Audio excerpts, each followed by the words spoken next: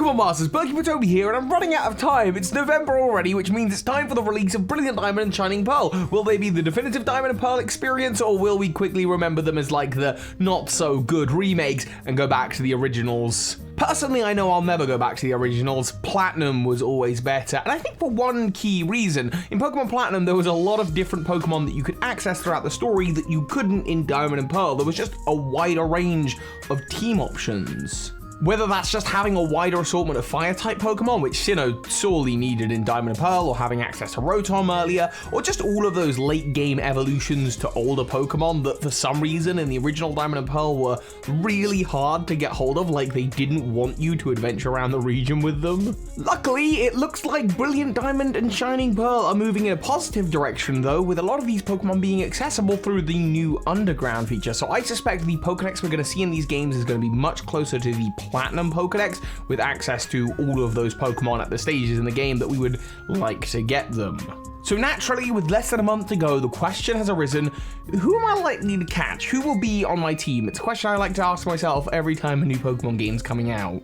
And specifically, I'm going to want to feature on the new features and new types and things that are different in this version of Sinnoh that weren't in the original Diamond, Pearl, and Platinum. And of course, I want to know what your team is going to be like in the comments, and if you leave a comment down there below, you will be in with a chance of winning a copy of Legends Arceus when it comes out. It's a worldwide giveaway. I'm choosing 3 winners, 3 people are going to win copies. Right, leave your comments down there. I'll see you after the intro with my Pokemon team for Brilliant Diamond and Shining Pearl.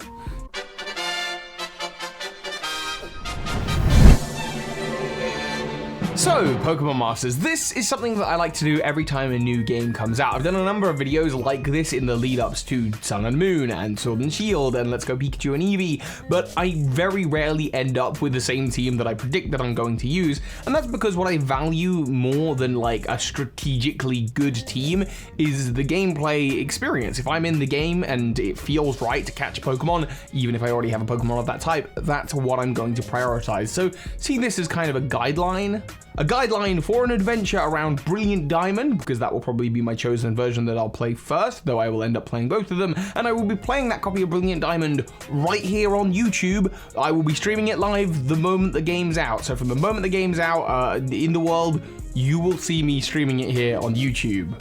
So join me and see how different my team ends up becoming. With these being remakes, we don't even really have to worry about spoilers, which is great. So, you know, you can play Brilliant Diamond Shining Pearl while I'm playing Brilliant Diamond on stream, and maybe if we need help with Pokedex stuff, we can do trades across the stream if you're watching live. So it should be good fun. I'll see you there. Anyway, the team.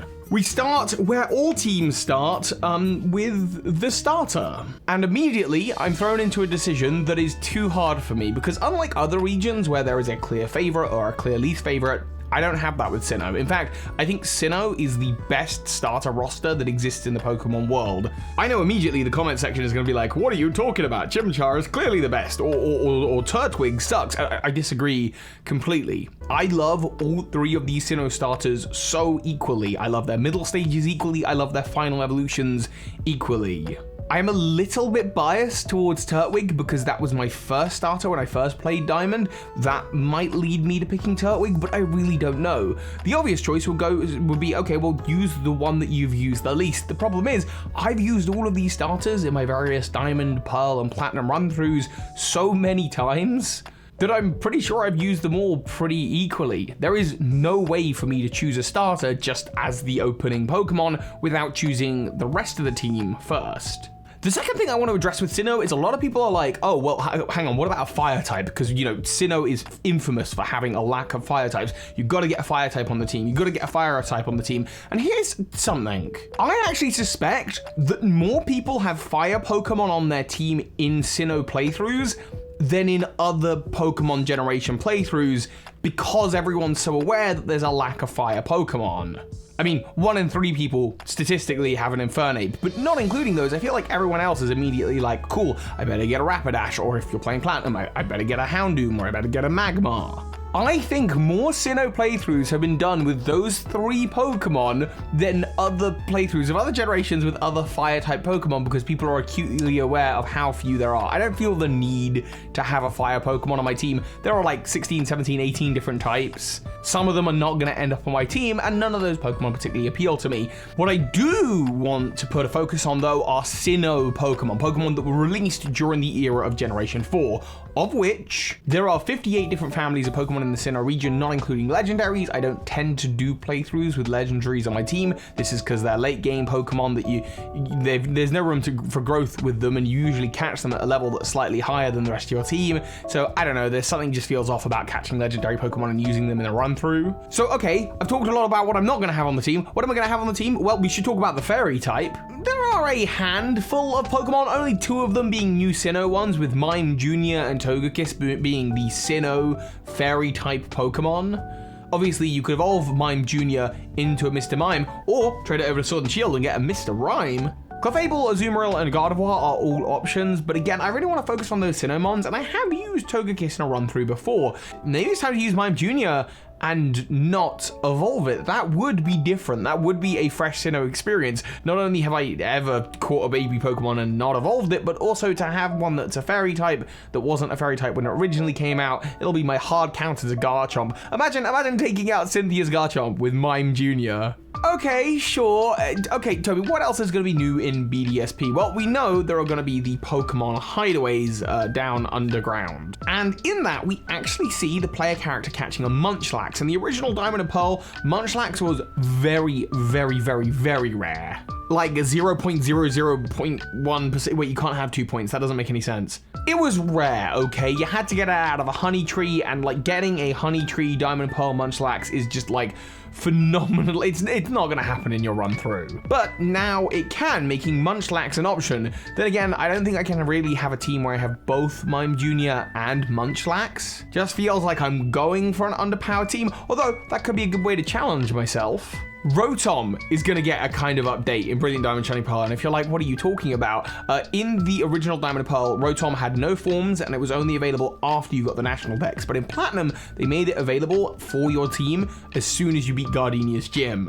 I suspect it will be the exact same in Brilliant Diamond Shining Pearl, but on top of that, the other thing they did in Platinum was give it access to all of its different forms if you had the Secret Key item event. An item that I don't know, maybe I'm wrong here, but I suspect that they're going to put into Brilliant Diamond and Shining Pearl. Even if they make it an event and that event isn't released immediately upon the release of Brilliant Diamond Shining Pearl, it's an idea for down the line. A run through where I get a Rotom and I actually get to access its forms. I'd probably make it a Rotom Wash form because that would be super cool to have on the team. But I'm hoping day one the Secret Key event is going to be there. So for now, I'm going to factor it in. So we've got a starter. We'll go with the Mime Jr.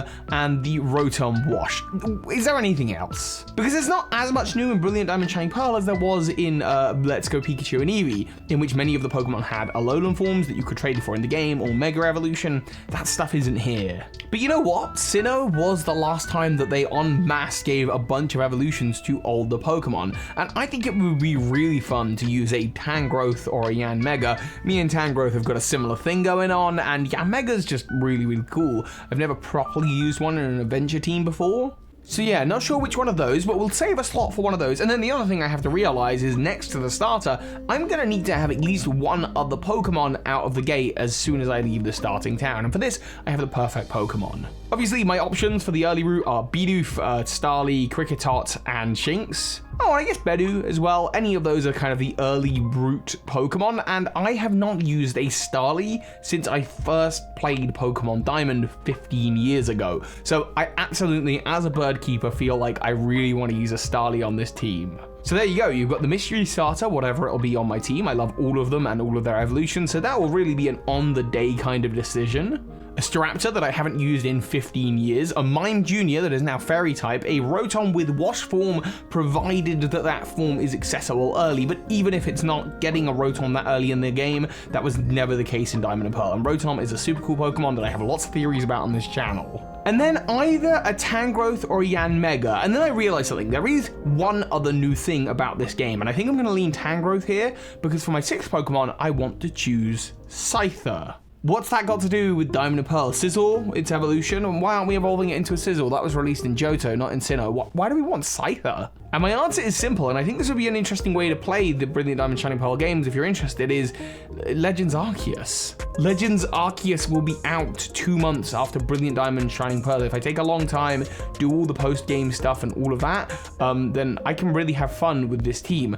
And I fully suspect that next year there is going to be a patch that is going to update Brilliant Diamond Shining Pearl to allow all of the Hisuian forms and regional variations and evolutions into Brilliant Diamond and Shining Pearl. I think it's gonna happen, so what a reward it will be to me in the post-game to finally get to evolve my Scyther into a Kleavor, which right now, again, there is absolutely no confirmation that Kleavor is gonna be available in this game, but I do think it would be super, super interesting and cool, and maybe I just do that, play the run through and catch a Scyther, and I don't evolve it into a Sizzle, because you know what? I'm playing this as Pokemon theorist Birdkeeper Toby, and I know secret lore about Scyther. Secret lore that back before Sinnoh was even called Sinnoh, there was a new evolution of this Pokemon, and so that's why I want to use it on my team.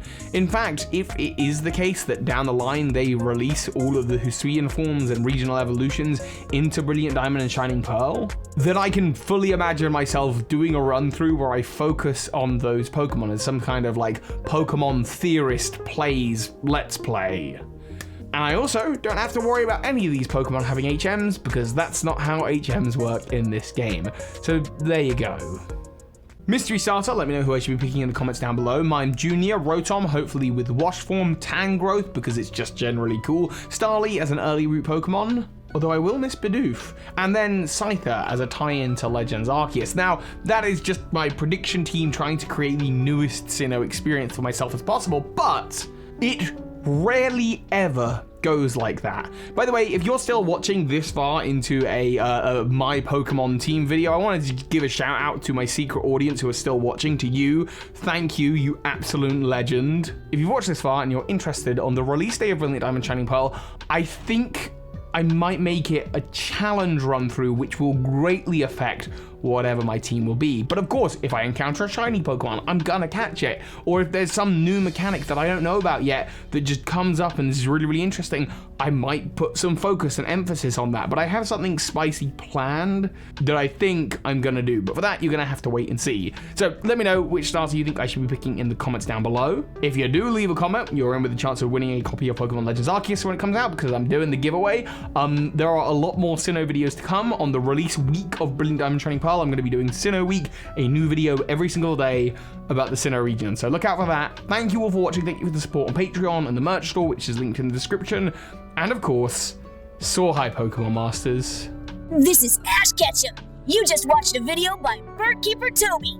That makes you a Pokemon Master. I still just can't get over how much love this channel has. Thank you for the support of my Patreons, and especially the big patrons of the month, JD Gottlich, Michael Hornschuch, PokeAtmos, Stefan Peters, PokeBliss, and Jedruben.